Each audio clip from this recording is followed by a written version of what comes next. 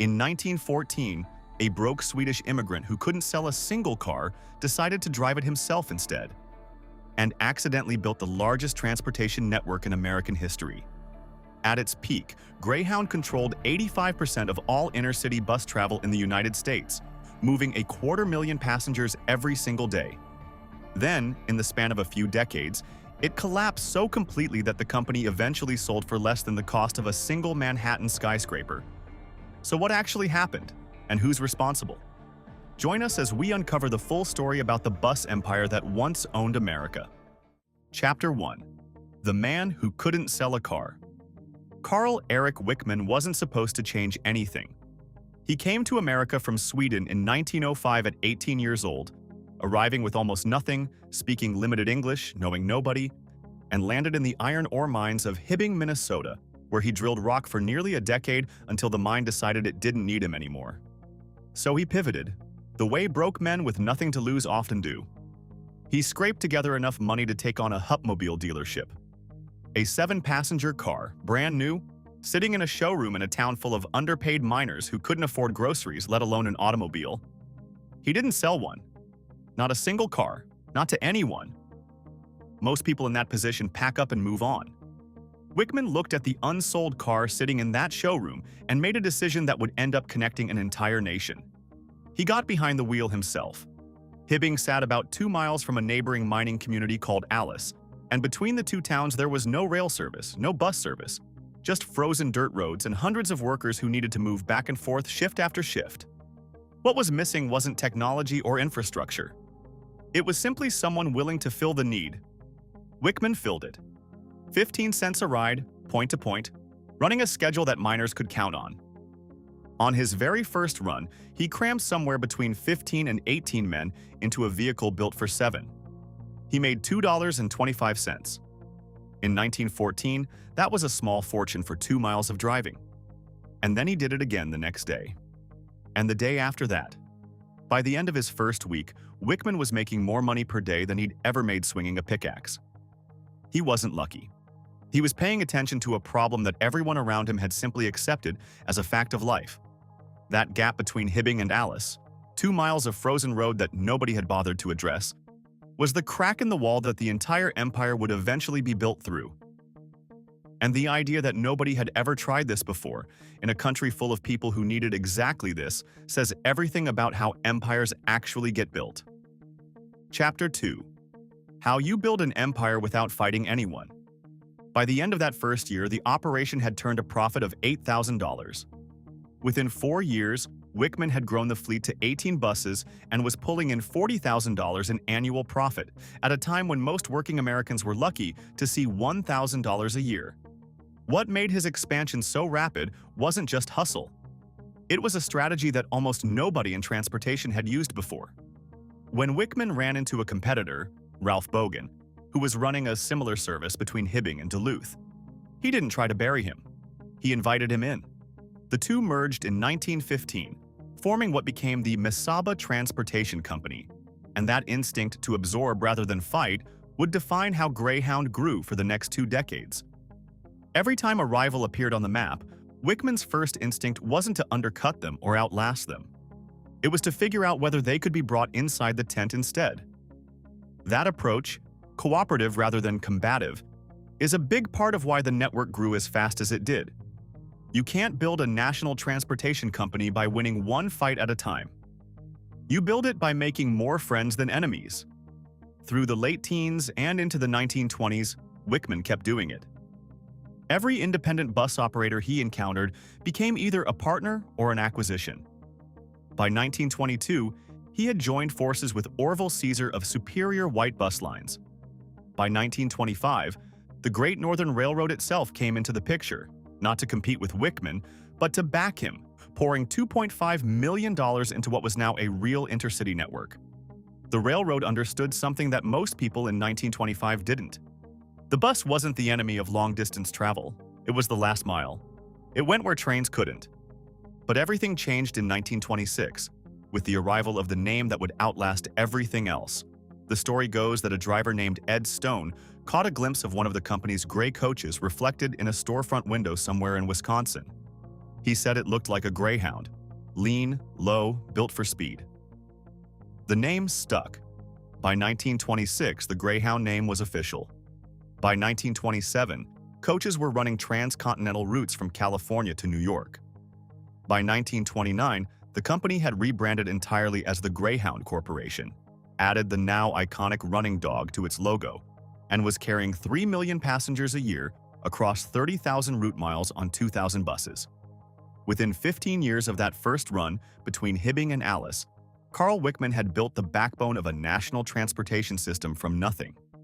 But there is a hidden layer to this empire, a twist that most people never hear about, and one that changes how you understand its eventual downfall.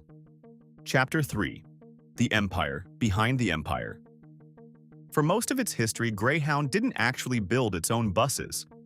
The sleek silversides that defined American road travel in the 1940s. General Motors built those. The classic GMPD 4016. Coaches rolling down the newly opened interstates in the 1950s. Also General Motors. Greyhound was an operator. It ran the routes, sold the tickets, hired the drivers. The machines themselves came from somewhere else. That only changed in 1958 when Greyhound purchased Motor Coach Industries, MCI, a Canadian company out of Winnipeg that traced its own roots back to a Russian immigrant named Harry Zoltok, who had turned a small vehicle repair shop into a full coach manufacturer by the 1940s. Just like Greyhound itself, MCI was built by an immigrant who saw a gap and filled it. In 1963, Greyhound pushed MCI to open a production plant in Pembina, North Dakota, 68 miles south of Winnipeg. The coaches that came out of that plant, the MC5, the MC7, the MC8, and the workhorse MC9, became the standard of American highway travel for the next 3 decades. Over 1,000 workers showed up to that factory every morning in a town that didn't have 1,000 permanent residents. Generations of local families built careers there. Children grew up knowing what their parents assembled and feeling real pride in it. The buses they built carried soldiers home from Vietnam, transported civil rights marchers to demonstrations, and connected millions of ordinary people to opportunities they'd never been able to reach before. That is what was behind the Greyhound brand at its peak. Not just routes and schedules, but an entire ecosystem of workers and communities whose livelihoods depended on whether the company stayed healthy.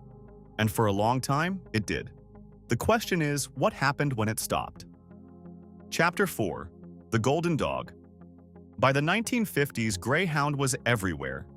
It showed up in movies. In 1934, Clark Gable and Claudette Colbert rode one across the country, and it happened one night. And the bump in ridership that followed was something no advertising budget could have bought. It moved soldiers. It carried immigrants to cities they'd only ever heard of. The 1933 World's Fair in Chicago, falling right in the middle of the Great Depression, saved the company from near bankruptcy by flooding its routes with tourists at exactly the right moment. Greyhound had a habit of showing up when America needed it most. The terminal became as familiar a piece of American geography as the train station or the town diner. In cities and small towns alike, it was where people arrived and departed, where soldiers shipped out before wars, where families reunited after them, where young people landed for the first time in a city they'd only ever heard about. By 1935, ridership had climbed to 13 million passengers a year. By the mid-1950s, the company served 9,000 communities with 250,000 boardings every single day. Then in 1956 came the slogan, "Leave the driving to us." It became one of the most recognized advertising lines in the country. And it wasn't just clever, it was a genuine promise to miners, factory workers, young people chasing jobs, mothers traveling with children, immigrants navigating a country that didn't speak their language. Greyhound served all of them, and it kept that promise without fail. At its peak, Greyhound dominated intercity bus travel in the United States so thoroughly that there was essentially nowhere in the country you could go by bus without going on a Greyhound. Some sources put their market share as high as 85%. Others land closer to 60% by the early 1980s. Either number is extraordinary, and either number carried the same quiet poison, the kind that comes from having no real competition left to worry about. Chapter 5. What dominance does to a company. Here is something that business history proves over and over again, and that Greyhound proved more completely than almost anyone. The most dangerous moment in a company's life is not when it's struggling. It's when it's winning so completely that it forgets how it won. When you control the overwhelming majority of a market, the pressure to improve disappears. Why invest in better service when customers have nowhere else to go? Why upgrade the fleet when the old coaches are still filling seats? There was no competitor breathing down their neck, no rival undercutting on price, no startup threatening to eat their lunch. And in the absence of that pressure, a slow institutional complacency settled in that would prove far more damaging than any competitor ever could have been. Management shifted, almost imperceptibly at first, from building to extracting. Maintenance intervals stretched. Fleet replacement slowed. Route development stalled. The company that Carl Wickman built through relentless expansion quietly shifted into a different mode entirely, coasting on what existed rather than building what came next. The people running Greyhound by the 1960s hadn't built what they were running. They had inherited it.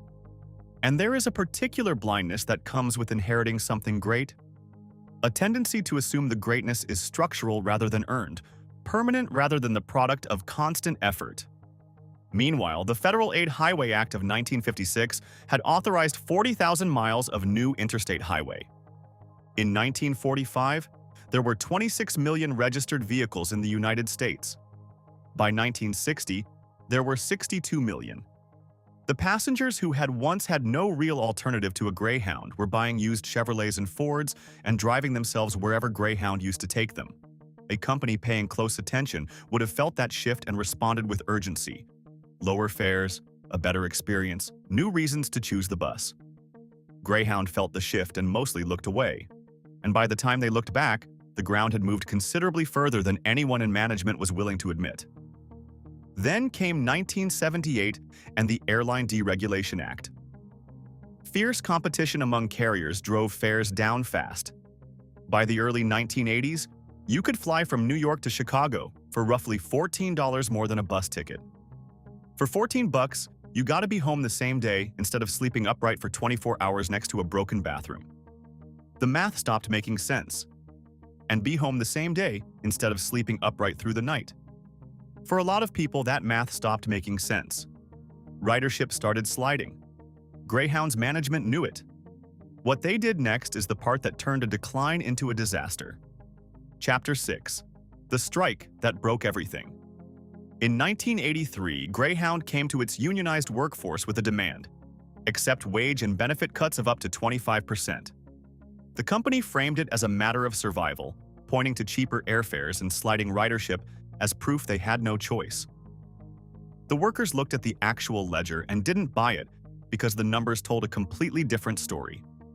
The bus division alone was tracking millions in profit for that year, and the broader corporation had already cleared over $100 million by mid-November. To make matters worse, the company's chairman was pulling down a nearly $500,000 compensation package, and management was quietly lining up for their own raises. The response from the workforce was definitive. 94% voted to reject the cuts.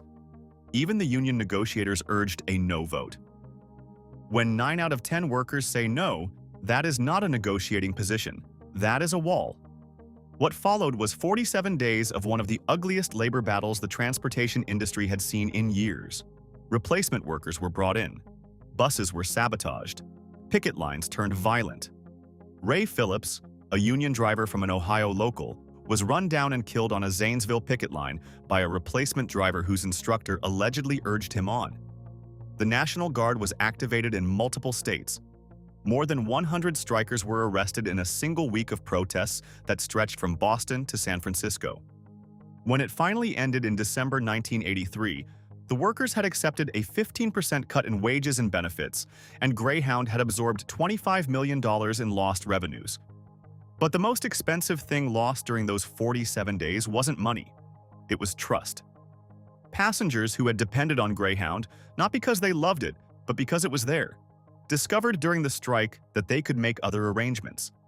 And when service returned, a significant portion of them simply didn't come back. From 1980 to 1986, Greyhound's ridership declined by 55%. Not 5%. Not 15%. More than half the passengers gone in 6 years. That is not a market headwind. That is a company actively destroying the thing that made it worth using. Chapter 7. The soap company that used to move America. By December 1986, the parent corporation had seen enough. It sold the bus operations through a leveraged buyout to a Dallas-based investment group who renamed the operation Greyhound Lines, Inc. and relocated the headquarters to Texas. The parent company, shedding brand identities over the following years, eventually renamed itself Dial, as in the soap. Because by that point, consumer products had become a more central part of its business than buses had ever been. They kept the soap. They sold the buses. The new owners were financial engineers, not operators. In 1987, they bought Greyhound's only remaining national competitor, Trailways Bus System, a move that should have been a consolidation triumph. Instead, it was a weakened company absorbing a struggling rival while its own foundation was still crumbling. 3 years later, in 1990, the drivers went on strike again. This one lasted 38 months. There were dozens of shootings, more than 100 bomb threats, and another striker was killed. Greyhound filed for Chapter 11 bankruptcy protection in June 1990. It emerged from reorganization in 1991, smaller, structurally weakened, and carrying a brand that millions of Americans now associated with desperation rather than reliability. What followed was a decade of revolving ownership and slow institutional unraveling. In 1999, Greyhound Lines merged into Laidlaw Incorporation, a Canadian conglomerate that also filed for bankruptcy itself in 2001, pulling Greyhound into yet another restructuring along the way. In 2007, British transport company First Group acquired the whole operation for $3.6 billion, a staggering number for a brand still struggling to find solid ground, and began modernizing what remained. New buses, updated stations, retraining of staff, a push to attract younger travelers and Hispanic customers. It helped at the margins but couldn't fix 30 years of accumulated damage. The number of communities Greyhound served had fallen from 23,000 in 1965 to fewer than 6,000 by 1991, a near 75% reduction, and most of that service never came back. The towns whose residents had no other option had been quietly cut off, route by route, as each successive management team chased efficiency over reach. By 2019, First Group was actively looking to sell whatever was left. And in October 2021, they did to Flix Mobility, a German tech company, for a reported $172 million total. The company that once moved 250,000 Americans every single day sold for roughly what a modest Manhattan apartment building costs. Carl Wickman retired in 1946 and returned to Sweden, where King Gustav V awarded him a knighthood. The citation read simply, "For serving the unserved." Not for building a monopoly, not for dominating a market, for giving mobility to people who had none, the miners, the factory workers, the immigrants, the young people with no money and a city in mind they'd never been to. He died in 1954 before any of it, the strikes, the bankruptcies, the soap rebrand. He died believing he had connected a country at a moment when connection was genuinely difficult. On that count, he was absolutely right. What came after was a different company, run by different people with different priorities wearing the same name. The fall wasn't inevitable, it was chosen. Chapter 8. Why this wasn't inevitable.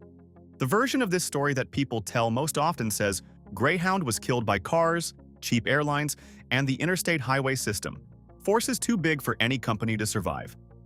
That version is comfortable because it removes responsibility. It turns Greyhound into a victim of history. It's wrong. Southwest Airlines was born directly out of deregulation and became the most profitable carrier in American history by doing exactly what Greyhound refused to do. Compete aggressively on price. Protect the customer experience. Treat every fare as something that had to be earned rather than assumed. European rail companies faced the rise of budget airlines and responded by building high-speed networks that made flying irrelevant for medium distances. Companies facing disruption can adapt and survive. The ones that fail aren't the ones that face the hardest markets. They're the ones that stop trying when trying gets expensive. Greyhound had options at every turn. It could have competed on price when cheap flights appeared. It could have invested in a better passenger experience while it still had the ridership to fund it. It could have gone to the bargaining table in 1983 with honest numbers instead of a manufactured crisis. It could have protected the rural routes that served the people who needed them most, instead of cutting them every time a quarterly figure looked soft. Instead, management chose in every critical moment to extract short-term value from what existed rather than build what came next. Because the incentive structures rewarded that, and the people making those calls wouldn't be around to face the consequences. Dominance made them slow. Slowness made them vulnerable. And vulnerability, when you've spent years burning through the goodwill of your workers and your passengers both, turns into collapse faster than anyone ever expects. Today, Greyhound runs under the Flixbus umbrella, serving roughly 230 stations, a fraction of what it once covered. The Greyhound still runs along the side of the coaches. But the company that once meant something to every working American who needed to get somewhere is now a brand running on the memory of what it used to be. The workers in Pembina, who spent their entire careers building those coaches, the drivers who ran those routes through snowstorms and heat waves and strikes, they understood what Greyhound was supposed to be. Management, in the end, did not. There is still a museum in Hibbing, Minnesota. People still walk through it, look at the old coaches, and piece together the story of how one broke immigrant with an unsold car crammed 15 miners into a 7-seat vehicle and accidentally built an empire. Building it was the remarkable part. Losing it was the choice. So here's what many keep coming back to. At what exact moment did Greyhound stop being a company that served people and start being a company that just processed them? Was it 1983, when management went to war with its own workers while the profit numbers told a completely different story? Or was it earlier? Because those are two very different answers, and they point to two very different lessons about how institutions fail. Drop your answer in the comments. We genuinely want to know where you land on that. And if this story hit you the way it hit us, share this video with someone who needs to see it. Like it if you want more stories like this one, subscribe to Global Status if you haven't done so already, and I'll see you in the next one.